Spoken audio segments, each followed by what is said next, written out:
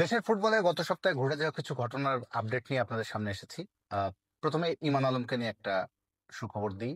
ইমান আলম আপনারা জানেন, এই গত জুনের শেষ সপ্তাহে যে প্রবাসী ফুটবলারদের ট্রায়ালটা হয়েছিল ন্যাশনাল স্টেডিয়ামে, 20 বছর বয়সী এই উইঙ্গারটা ছোটখাটো গড়নের, কিন্তু তিনি বেশ মুগ্ধ করেছিলেন বাংলাদেশের অনেক ফুটবল প্রেমীকেই। তার ড্রিবলিং, ফুটবল কন্ট্রোলিং স্কিল সব মিলে তাকে বাংলাদেশের নেইমার হিসেবে তার একটা ট্যাগও তার গায়ে লেগে গেছে।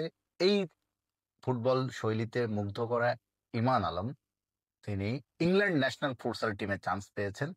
আমাকে দুদিন আগে খবরটা নিশ্চিত করলেন ওই ট্রায়ালের সমন্বয়ক সাকিব মাহমুদ। তিনি নিজে জানালেন যে তো এখন সে ইংল্যান্ডের ন্যাশনাল টিমে চান্স পেয়েছে। হ্যাঁ, এই যে গত পরশুদিন আমাকে কনফার্মেশন লেটার পাঠাইছে ইংল্যান্ড থেকে, যে ইংল্যান্ড ন্যাশনাল টিমে পাঠাইছে তাকে লেটার যে সে ফুটসাল জন্য অলরেডি মেম্বার হয়ে গেছে, ওকে ওখানে আসতে হবে। ইংল্যান্ড ন্যাশনাল ফুটসাল যে টিমটা, ওদের ফুটসালের যে ন্যাশনাল টিমটা, সেখানে ইমান আলম চান্স পেয়েছেন।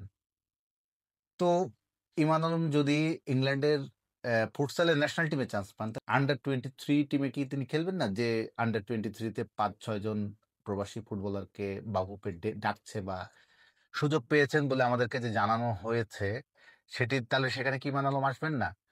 এই খবরটি নিতে গিয়ে যে খবরটি জানলাম, আমার কাছে খুবই একটু অবাক লাগলো। যেন শুভঙ্করের ফাঁকি, বাফুফের একটা শুভঙ্করের ফাঁকির মতো একটা মনে হলো বিষয়টা।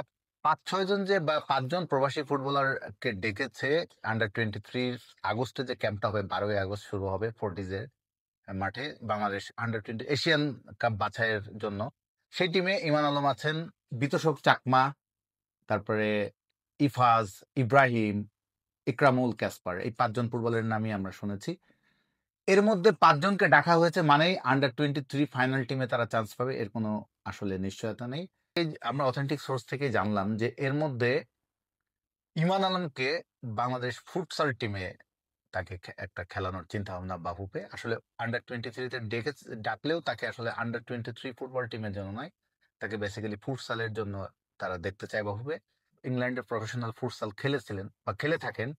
তো তিনি যেহেতু ফুটসালের তার অভিজ্ঞতা আছে, সে কারণে বাফুফে তাকে ফুটসালের জন্য বিবেচনা করছে। কিন্তু ইমানের কথা ভিন্ন। ইমান মনে করে তিনি এসেছিলেন ফুটবলের ট্রায়াল দিতে, এবং ফুটবলের প্রতি তার ভালোবাসাটাও বেশি। এবং তিনি এসেছিলেন বাংলাদেশে যেহেতু ফুটবলের জন্য, তিনি বাংলাদেশে যদি তিনি খেলেন, তিনি ফুটবলেই খেলবেন, ফুটসালে খেলবেন না। আপনারা জানেন ফুটসাল ফুটবলের মেজর একটা ডিফারেন্স হচ্ছে মাঠের আকার আকৃতি বা মাঠের খেলার ধরন দুইটা তো ভিন্ন। তো তিনি ফুটসালে তার ভালো অভিজ্ঞতা থাকলেও বা ফুটসালে তিনি যথেষ্ট ভালো খেলোয়াড়, ট্যালেন্টেড খেলোয়াড় হলেও তিনি ফুটবলও ট্যালেন্টেড ফুটবলার। তিনি ফুটবলেই বাংলাদেশ টিমে, বাফুফের কোনো টিমে ইমান আলম খেলতে চান। তো বাফুফে যখন তাকে বলেছে বাংলাদেশের কোনো ফুটসাল টিমে খেলার জন্য, যেহেতু একটু প্রসঙ্গক্রমে বলে নেই, 20 থেকে 24 সেপ্টেম্বরে বাংলাদেশের একটা বাছাই আছে। বাংলাদেশ প্রথমবারের মতো ফুটসালের একটা টুর্নামেন্টে অংশ নিতে যাবে। বাফুফের যে ফুটসালের বাছাই পর্বে বাংলাদেশের গ্রুপে আবার আছে শক্তিশালী ইরান, যারা ফুটসালে এশিয়া কাপই জিতেছে 13 বার। সেই গ্রুপে খুবই শক্তিশালী গ্রুপে বাংলাদেশের খেলা পড়েছে। তো ফুটসালের জন্য বাফুফের চেষ্টা করছে একটা ভালো দল করতে। তো সেই দলে ইমানকে খেলানোর একটা তাদের চিন্তা ভাবনা। কিন্তু ইমান বাংলাদেশ ফুটসাল টিমে খেলতে মোটেও ইচ্ছুক না বলে আমরা শুনলাম। ফুটসালে যদি তাকে খেলতে হয়, ইংল্যান্ডের ফুটসাল টিমে তিনি বেছে নিচ্ছেন। তিনি বাংলাদেশে তিনি এসেছিলেন বেসিক্যালি ফুটবল খেলতে। ঠিক আরো একটা খবর শুনলাম, বিতোষক চাকমা, যিনি 2 গোল দিয়েছিলেন। এই যে আমরা লাস্টে একটা ম্যাচ দেখেছিলাম, প্রবাসী ফুটবলার বাংলাদেশের অরিজিন ফুটবলারদের যে একটা ম্যাচ হয়েছিল ফাইনালি, সে ম্যাচে দুর্দান্ত খেলেছিল বিতোষক চাকমা। ফুটসাল টিমে তাকে খেলানোর চিন্তা ভাবনা বাবুবের নাকি আছে, এরকম একটা খবর আমি শুনলাম। জানি না, আরো আমাকে চেক করতে হবে, সামনে টিম দিলে বুঝতে পারবো। ফুটবলাররা বা বাংলাদেশের অরিজিন ফুটবলাররা তারা আসছে এখানে ফুটবলের জন্য ট্রায়াল দিতে, তাদেরকে কেন ফুটসালের চিন্তা করতে হবে? তো এটা খুবই তারা মর্মাহত হয়েছে। এবং তাদের ধারণা যে 5-6 জনকে ডাকা হয়েছে, 5-6 জনকেই আন্ডার-23 টিমে নেয়ার যে চিন্তা ভাবনা করছে বাফুফে, বিষয়টা তা নয়। এখানে এই যে একটা যেটা বললাম, তারা ফুটসালের জন্য ভাবছে এখান থেকে কিছু ফুটবলার। আরো ইন্টারেস্টিং ব্যাপার, যে 3 জন ফাইনালি আন্ডার-23 টিমের জন্য, ফুটবল টিমের জন্য চিন্তা ভাবনা বাফুফে, তাদের মধ্যে ইফাজ এবং ইব্রাহিম, তারা এসেছে আসলে তারা আন্ডার-19, এদের বয়স হচ্ছে 17। এই ফুটবলার দুজন, ইব্রাহিম এবং ইফাজের, তারা বেসিক্যালি আন্ডার-19 ফুটবল টিমের জন্য তারা পারফেক্ট। এখন তাদেরকে ডাকছে হচ্ছে আন্ডার-23 টিমে। বয়সে তুলনামূলক বড় যারা, সেই ফুটবলারদের সঙ্গে তারা যখন আবার একটা বাছাই অংশ নেবে, আগামী আগস্টে কন্ডিশনিং ক্যাম্পে, স্বাভাবিকভাবেই তাদের পেরে ওঠা একটু মুশকিল।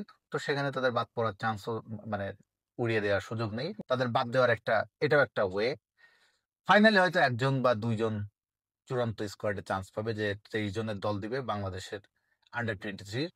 সেই টিমে হয়তো এই যে জুনে যে সাকিব মাহমুদ যে একটা আর প্রায় 50 জনের কাছাকাছি প্রবাসী ফুটবলার এনেছিলেন বাংলাদেশের ট্রায়ালের জন্য, সেখান থেকে হয়তো সর্বোচ্চ 1 বা 2 জন আন্ডার 23 টিমের চান্স পাবে।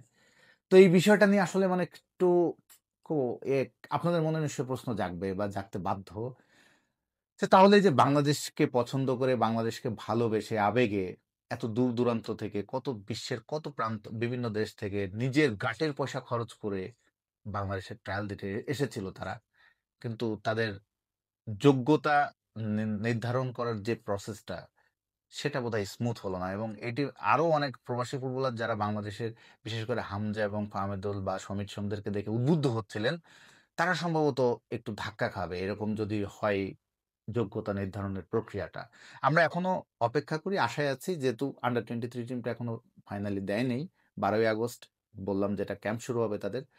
তো তার আগের টিমটা দেখলে আমরা বুঝতে পারবো আসলে কি হচ্ছে, এবং ফাইনালি যখন আন্ডার 23 টিমটা বাছাই হবে তখনও বুঝতে পারবো। এরই সঙ্গে আরো একটা বিষয় নিয়ে আপনারা এর মধ্যে হয়তো জেনেছেন, যে যে খেলোয়াড়দের তবুও 5-6 জন খেলোয়াড়কে আসতে বলা হচ্ছে আন্ডার 23 ক্যাম্পের জন্য, তাদের আবার বলা হচ্ছে নিজেদের পয়সায় আসতে হবে খরচ করে। এখন তারা বলছে বাহুবের অনুশীলন ক্যাম্পে যোগ দিতে আসবো, সেটাও পকেটের পয়সা দিয়ে, এবং সেখানে সেই টিমেও ফাইনালি 23 জনের দলে তারা চান্স পাবে কিনা তার কোনো গ্যারান্টি নেই। যখন তারা 23 জনের দলে চান্স পাবে তখন থেকে নাকি বাফুফে তাদের খরচ বহন করবে, তার আগ পর্যন্ত তাদের নিজস্ব খরচ আসতে হবে। এই যে বারবার আসা যাওয়া, তারপরও চূড়ান্ত কিভাবে তাদের যোগ্যতাটা নির্ধারণ হচ্ছে সে বিষয়ে তারা নিশ্চিত হতে পারছে না। তো এত অনিশ্চয়তা, এত অমসৃণ একটা যদি নির্বাচন প্রক্রিয়া হয়, স্বাভাবিকভাবে তাদের মধ্যে একটা সংশয় তৈরি হবে। ভবিষ্যতে আবার বাংলাদেশের ট্রায়াল বা বিভিন্ন কিছু বাংলাদেশের খেলার জন্য যে তারা যে উদগ্রীব, এই ক্ষেত্রে হয়তো তাদের চিন্তা ভাবনা তারা বদল বা পরিবর্তন আনতেও হয়তো তারা বাধ্য হতে পারে। তো সেপ্টেম্বরে আর একটা বিষয় দিয়ে আমরা শেষ করি, সেটা হচ্ছে নেপালের সঙ্গে বাংলাদেশ দুটি প্রীতি ম্যাচ খেলছে, একদম নিশ্চিত হয়ে গেছে, বাবুকে আনুষ্ঠানিকভাবে জানিয়ে দিয়েছে। এই মাঝে আমরা নানা রকম খবর শুনছিলাম, এই কম্বোডিয়া, লাওস, কত কত টিম নাকি ইউরোপের টিমের সঙ্গে বাবুকে আলোচনা করছে। ওই শেষ পর্যন্ত নেপাল, ভুটানের মতো টিমের সঙ্গে যে খেলতে হয় বাংলাদেশকে, সেটা বাবুকে আরেকবার প্রমাণ করলো। তো ওই দুটি প্রীতি ম্যাচে আমরা বাংলাদেশ টিম কি হামজা চৌধুরী, সমীর সোমকে পাবে? এটি নিয়ে একটা এখন জল্পনা কল্পনা তৈরি হয়েছে, কারণ তাদের ক্লাব ফুটবলে ব্যস্ততা আছে, এবং দুটি প্রীতি ম্যাচ, তার সঙ্গে এএফসি বাছাই কাপের কোনো সম্পর্ক নেই।